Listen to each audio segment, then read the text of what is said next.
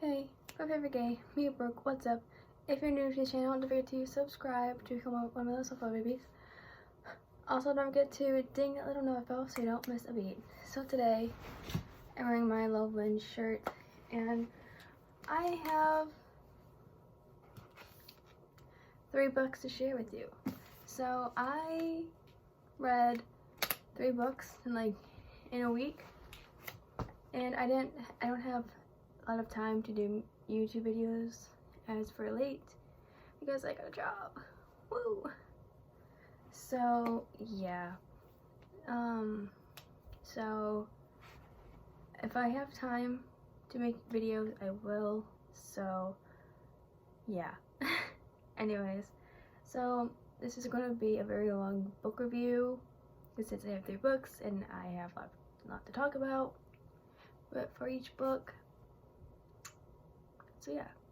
So the first book I read was Pollyanna by Eleanor Hogman Potter, and I had this book since I was 10 years old, and I haven't read it since then, but I read it, and I love this because it was made in like 1864 or 1913, which back then it was women and children, well, women and girls of all ages cook, they clean, they sew. They're basically like a housewife and children, and they are homeschooled.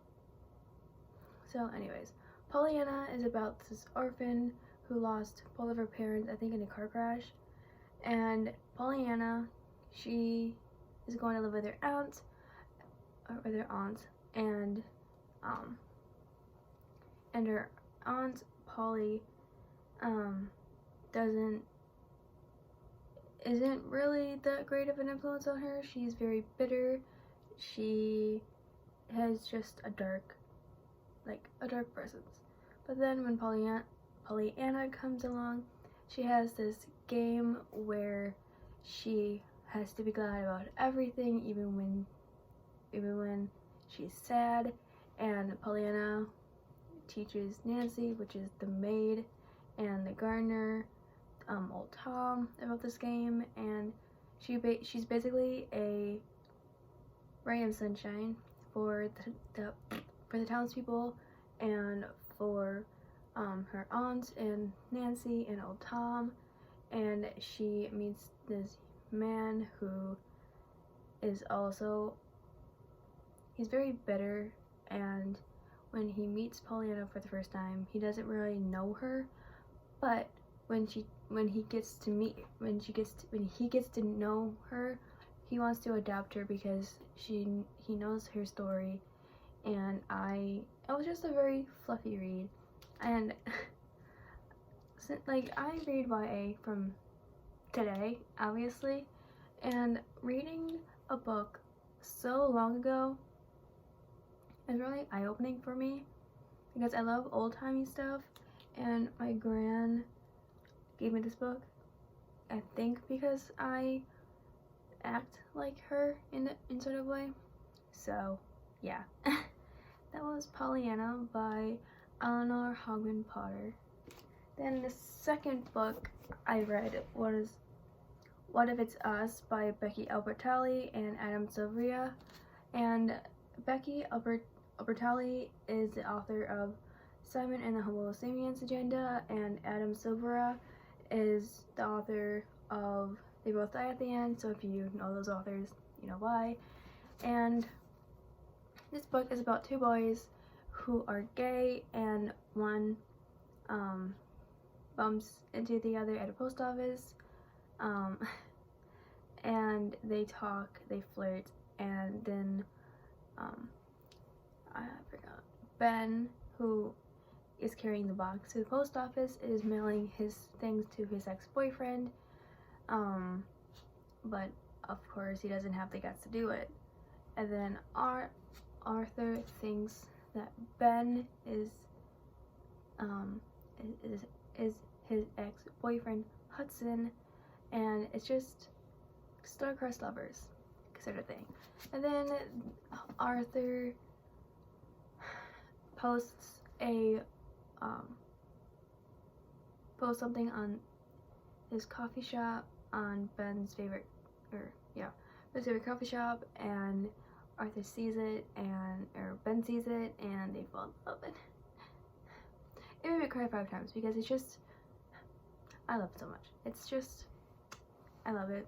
And it's based in New York, as you guys may or may not know. I love New York. I love the city. I love everything about it. I want to live there someday. So, yeah. I love this book so much because I never read an LGBT book before, which is weird because I'm bisexual. And I never read a book about, like, gays. Like, male and male relationships, or ex-female relationships. So, yeah, I loved it so much. I think it was like 400 pages, and I read it in like 2 days. It was so heart-wrenching and beautiful, and I don't hate a single character in this book. And that's a good sign, because if I read a book, I will hate a certain character, but I didn't in this book. I mean, some were annoying, but yeah. Also, Arthur never had a boyfriend in his life, so Ben was his first time for everything, and I do mean everything, if you know what I mean. So that was a very sweet moment when they first, went at it, and Arthur was nervous, so was Ben, because Ben wants it to be perfect, and the do-overs, and just, I could talk about this book forever, but I won't, because we have one last book to do. I thought this would be longer, but I guess not. So, last book is Looking for Alaska by John Green. I finished this yesterday when I was with my boyfriend.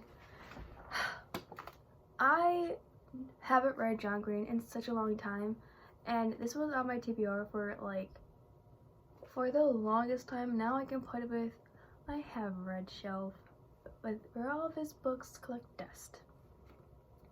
Looking for Alaska, as if you may not know, is a Hulu show, and I heard great things about it, but I don't have Hulu, so I can't watch it, but I do have the book. And this book is about this girl named Alaska, and a boy named Miles, and the Colonel, and Takumi, and Laura, and I think that's all of them. But Miles is the protagonist, and Miles wants to find the great perhaps, and he is obsessed with last words of famous people. He reads autobiographies, but doesn't read their work. And when Miles wants to go to Culver Creek boarding school, he meets the Colonel and Alaska, and Miles, nicknamed Pudge, is fascinated with Alaska and her cool style, and her edginess, and doesn't give a fuck kind of attitude towards the world. And Alaska is freaking out about, she is happy-go-lucky first, but then breaks down crying the next, and the Colonel and the others, Pudge, everybody, doesn't know why she's like this, but later we find out that it's because of her mom. She didn't save her mom when she was, I think, having a seizure, and didn't call 911, so she thinks it's her fault for her mother's death, and just, yeah. And then something happens to Alaska. I'm not telling you what. If you read the book, you know why. I cried at that part really hard. Yeah. But Pudge and the others try to find Alaska, trying to figure out what happened to her, it's a big ordeal. I find John Green a fascinating person because most of like his books, I haven't read one other book, which is A Bunch of Catherine, so I can't say it for that book, but I realized that John Green likes shock factor and like killing off characters that I really love. I just wrote it, but whatever. Not really, but whatever. And I hate him, but I love him at the same time. No tea, no shade, just facts. And I really want to watch the Hulu show, but I'm afraid that it's going to ruin a perfect literature. So I'm not gonna read it. I'm not gonna watch it. I'm not gonna read it. And I love it so much. So that was that. I was kind of like bam to the point, but like I said, I have 3 books. Yeah, like 3 books to show you. So yeah. So you were wondering, where is Goldfinch?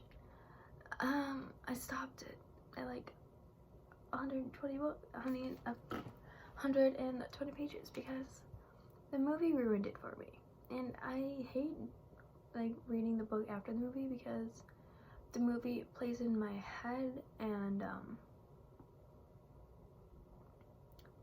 yeah, so and then I'm restarting the Zodiac series by Rainey Russell because I have the 3rd book and the final book, so I'm gonna binge all of them so I can have a fresh state of mind. So yeah, okay, that's it for me.